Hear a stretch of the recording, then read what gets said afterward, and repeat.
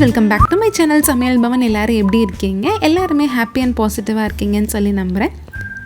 இன்றைக்கி அம்மா வீட்டில் ஒரு யூஷுவலான ஒரு வீக் டே விலாக் தான். அண்ட் இது கூடயே நம்ம யூஷுவலாக பண்ணக்கூடிய ரெசிபீஸே கொஞ்சம் டிஃப்ரென்ஸ் கொடுத்தோம் அப்படின்னா ஒரு சூப்பரான ரெசிபி கிடைக்கும். ஸோ அதெல்லாம் தான் இந்த விலாகில் ஷேர் பண்ணியிருக்கேன். அம்மாவுக்கும் இன்றைக்கி காலையில் ஒரு ஹாஃப் டே போல் ஸ்கூலுக்கு போக வேண்டிய வேலை இருந்தது. கொஞ்சம் ரிப்போர்ட்ஸ், மார்க் ஷீட்ஸ்லாம் அதெல்லாம் சப்மிட் பண்ணணும் அப்படிங்கிறனால அதை முடிச்சுட்டு வந்துட்டாங்க அப்படின்னா இந்த மே மந்த் ஃபுல்லாகவே லீவு தான். சென்னையிலையும் யூஸ்வலாக 5:30க்கெலாம் முழிச்சிருவேன் அப்படிங்கிறனால இங்கேயுமே சீக்கிரமாகவே முழிப்பு வந்தது. அந்த அம்மாவும் பிஸியாக எழுதிட்டே இருந்தாங்க அப்படிங்கிறனால நானே டீ போட்டு பிரேக்ஃபாஸ்ட் ரெடி பண்ணிடலாம் அப்படின்னு சொல்லிட்டு கிச்சனுக்குள்ளே ஒரு 5:30க்கெலாம் வந்துட்டேன். என் கூடயே சேர்ந்து பையனும் முழிச்சு வந்துட்டான். அவன் முழிச்சு வரும்போது ஒன்று நான் இருக்கணும், இல்லைன்னா அவங்க அப்பா இருக்கணும். யார் இருக்குமோ, என்ன வேலை பார்த்துட்டு இருந்தாலும் சரி, ஸ்பைடர் மாதிரி மேலே ஏறி வந்துகிட்டே இருப்பான். ஒரு 20 நிமிஷம் அதிலே கரெக்டாக போயிடும். காலையில் பிரேக்ஃபாஸ்ட்டுக்கு தோசையும் தக்காளி தொக்கும் பண்ணிடலான்னு சொல்லி வெங்காயம் தக்காளி எல்லாமே கட் பண்ணி வச்சுட்டு இருந்தேன். சரி, இந்த வெங்காயம் தக்காளி தொக்கு வச்சு ஒரு மசாலா பிரெட் ஆம்லேட்டும் எக்கு சேர்க்காமல் ஒரு மசாலா டோஸ்ட்டும் பண்ணலாம் அப்படின்னு சொல்லி பிளான் பண்ணி அதுதான் பண்ணிகிட்டு இருந்தேன். அம்மாவுக்கு எக்கு பிடிக்காது அப்படிங்கிறனால அவங்களுக்கு எக்கு இல்லாமல் தான் டோஸ்ட் பண்ணியிருந்தேன். அண்ட் இந்த நைஃப் பற்றி நிறைய பேர் கேட்டிருந்தீங்க. இது நான் அமேசானில் 249 ருபீஸ்க்கு வாங்கியிருந்தேன். லிங்க் டிஸ்கிரிப்ஷனில் கொடுக்குறேன். புதுசாக நைஃப் வாங்கும் போது எங்கே ரொம்ப ஷார்ப்பாக இருக்குமோ, நம்ம கையை கட் பண்ணிடுமோன்னு சொல்லிட்டு நம்ம யோசிப்போம். பட் இந்த நைஃப் அந்த அளவுக்கு ஷார்ப்பாக யூஸ் பண்ணுறதுக்கு ரொம்பவே ஃப்ரெண்ட்லியாக தான் இருக்குது. ஸோ தைரியமாக வாங்கலாம்.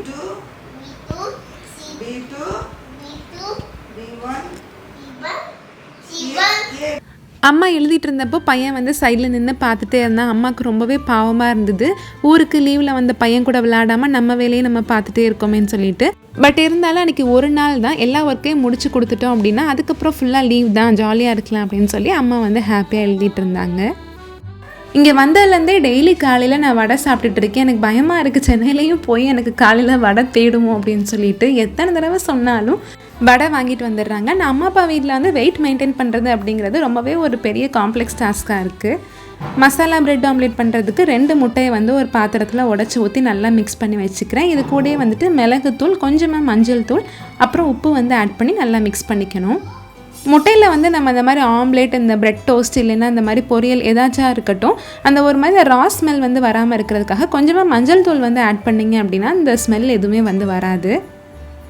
உடச்சி வச்ச இந்த முட்டையை ஃபுல்லாக தோசைக்கல்லில் ஊற்றி நல்லா ஸ்ப்ரெட் பண்ணி விட்டுக்கிறேன். அதுக்கப்புறம் ஒரே ஒரு ப்ரெட்டை ஒரு சைடு வச்சுட்டு அடுத்த சைடு திருப்பி விட்டுக்கிறேன். முட்டையோட இன்னொரு சைடும் வேகணும் இல்லையா? ஸோ ப்ரெட்டோட சேர்த்து முட்டையை ஒரு தடவை திருப்பி போட்டு எடுத்துக்கலாம். நெக்ஸ்ட்டு அந்த ப்ரெட்டோட ஒரு சைடில் 1/2 டீஸ்பூன் அளவுக்கு மைனஸ் ஸ்ப்ரெட் பண்ணிவிட்டு அதுக்கு மேலே 1 டேபிள் ஸ்பூன் அளவுக்கு நான் பண்ணி வச்சேன்னா தக்காளி தொக்கையும் தடவிக்கிறேன்.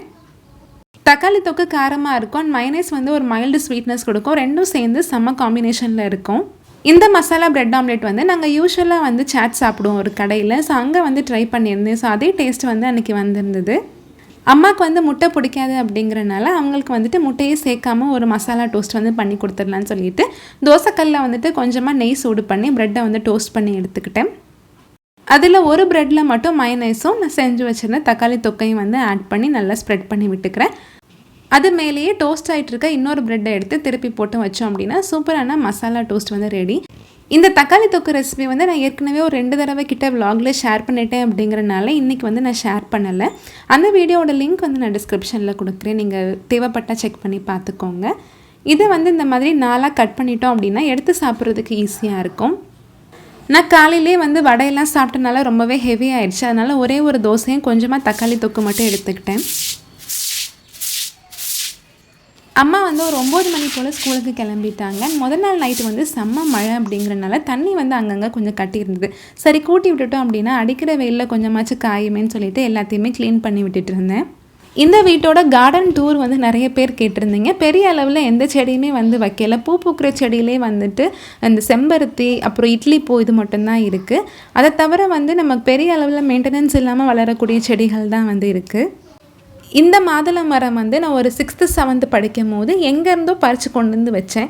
அப்போ இது மாதுளை மரம் அப்படிங்கிறது எனக்கு தெரியாது. ஏதோ ஒரு செடி அப்படின்னு சொல்லி நான் சும்மா விளையாட்டு போக்கில் வச்சது தான். ஒரு சில நேரம் மாதுளம் பழமாகவே கிடைக்கும். பட் ஒரு சில நேரம் இந்த பூவாக இருக்கும் போதே கீழே விழுந்துருது. அதுக்கு என்ன ரீசன் சொல்லி எனக்கு தெரியல. உங்கள் யாருக்காவது தெரிஞ்சிருந்தால் எனக்கு கண்டிப்பாக கமெண்ட் செக்ஷனில் சொல்லுங்கள். எனக்கு ரொம்பவே யூஸ்ஃபுல்லாக இருக்கும். அம்மா ஸ்கூல்லேருந்து வர வழியிலே பிரியாணி வந்து வாங்கிட்டு வந்துடுறேன்னு வந்து சொல்லியிருந்தாங்க. என்னோடய கிளாஸும் வந்து பார்த்திங்கன்னா ஒரு 12 மணிக்கிட்ட முடிஞ்சிருச்சு. நிறைய பேர் வந்து என்ன கோர்ஸ்ன்னு சொல்லி கேட்டிருந்தீங்க. இது வந்துட்டு எம்பெடட் சிஸ்டம்ஸ்.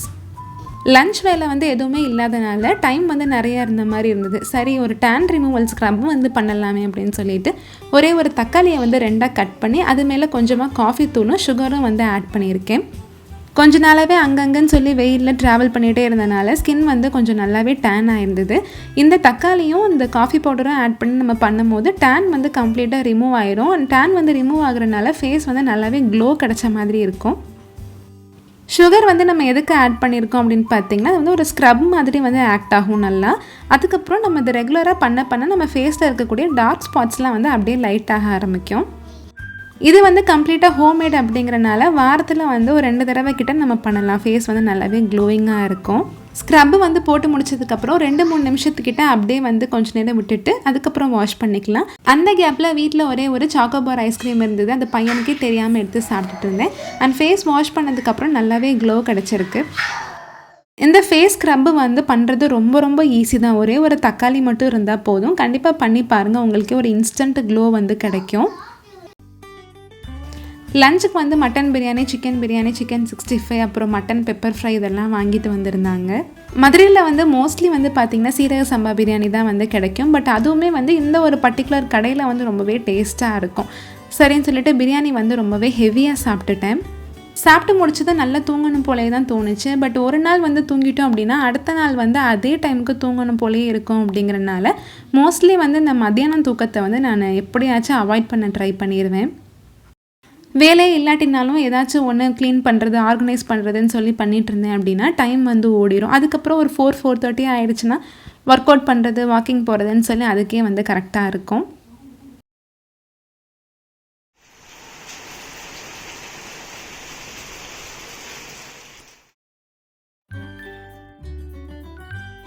ஈவினிங் ஒரு 4:30 போல் மறுபடியும் மழை வந்து ஸ்டார்ட் ஆயிருந்தது. அண்ட் ஸ்நாக்ஸுக்கு வந்துட்டு டீ கேக்கும் டீயும் வந்து சூடாக போட்டு குடிச்சிருந்தோம். மழை மறுபடியும் பேஞ்சனால வீட்டு வாசல்லேருந்து தண்ணி வந்து மறுபடியும் கட்டியிருந்தது. சரி ஸ்டாப் ஆனதுக்கப்புறம் பேப்பர் போட் பண்ணி விட்டு தண்ணியில் விளையாடலாமேன்னு சொல்லி பிளான் பண்ணி பேப்பர் போட் வந்து பண்ணியிருந்தேன். முந்திலாம் சின்ன வயசில் வந்துட்டு பேப்பரில் 4 கப்ஸ் அப்புறம் இந்த தவளை அப்புறம் பேப்பர் போட்டு கத்தி கப்பல்லாம் அப்பா செஞ்சு கொடுப்பாங்க.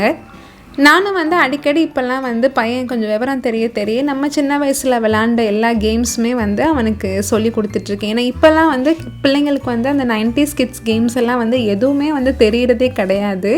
இப்போ வந்து அவங்களுக்கு தெரிஞ்சது எல்லாமே வந்து பார்த்திங்கன்னா இந்த மொபைலில் கேம்ஸு அப்புறம் இந்த யூடியூப் அப்புறம் யூடியூப் கிட்ஸுன்னு சொல்லிட்டு இது தான் வந்து தெரியுதுன்னு எனக்கு தோணுது. அதனால் மோஸ்ட்லி நானும் ஹஸ்பண்டும் வந்து பார்த்திங்கன்னா சின்ன சின்ன விஷயங்கள் நம்ம மறந்து போனது இதெல்லாம் வந்து எவ்வளோ அழகானது அப்படிங்கிறத வந்து பையனுக்கு சொல்லி கொடுக்கணும்னு சொல்லி மேக்ஸிமம் டைம் வந்து அவன் கூட ஸ்பெண்ட் பண்ணணும் அப்படின்னு சொல்லி நினைப்போம். நான் போன தடவை தீபாவளிக்கு ஊருக்கு வந்திருந்தப்பே நான் ஒரு வீடியோவில் வந்து ஷேர் பண்ணியிருப்பேன். நாங்கள் எப்போ வரோம், எங்கே வரோம், என்னைக்கு வரோம் அப்படிங்கிற டீட்டெயில்ஸ்லாம் யாருக்கு தெரியுதோ இல்லையோ நாங்கள் வந்த உடனே மோப்பம் பிடிச்சி எப்படியாவது வந்துடுவா. இவள் பேர் வந்து தியா. ஆக்சுவலாக ஏரியாவில் எல்லாருமே சேர்ந்து இவளுக்கு வச்ச பேர். ஈவினிங் ஆனாலும் சரி காலையில் ஆனாலும் சரி கரெக்டாக வாசலுக்கு வந்து வந்துடுவா. வீட்டில் வந்து இவளுக்காகவே ஒரு 2 பிரெட் பேக்கெட் வந்து வாங்கி வச்சுருக்கோம். காலையில் வந்து ஒரு 2 ஸ்லைஸ் ப்ரெட்டும் ஈவினிங் ஒரு 2 ஸ்லைஸ் ப்ரெட்டும் பையன்தான் வந்து பிச்சு போட்டுட்ருப்பான். அவன் போடுற ஃபுட்டை வந்து தியா சாப்பிடும் போது அவனுக்கு அவ்வளோ ஹாப்பியாக இருக்கும் முகத்தில். அது கிளம்பி போகும்போது அவனுக்கு ரொம்பவே சோகமாக இருக்கும். அண்ட் அதுவுமே வந்து பார்த்திங்கன்னா போகவும் செய்யாது, வாலாட்டிகிட்டே கேட்டுக்கிட்டே நின்றுட்டே இருக்கும். எங்கள் ஏரியாவில் இருக்க எல்லாருமே வந்து அவளுக்கு சாப்பாடு கொடுப்பாங்க. பட் என்னன்னு தெரியல, தியாவுக்கு வந்து என் பையனை தான் ரொம்ப பிடிச்சிருக்கு. அவன் வெளியே வந்தாலே வந்துடுவா, வாசல்லே வந்து படுத்துக்குவா, போகவே மாட்டா. பேப்பர் போட்டை வச்சு ரொம்ப நேரம் விளையாட முடியல. ஏன்னா தண்ணியில் போட்டோடனே அது ஒரு மாதிரி ஊறி போய் பேப்பர் பிஞ்சு போயிடுச்சு.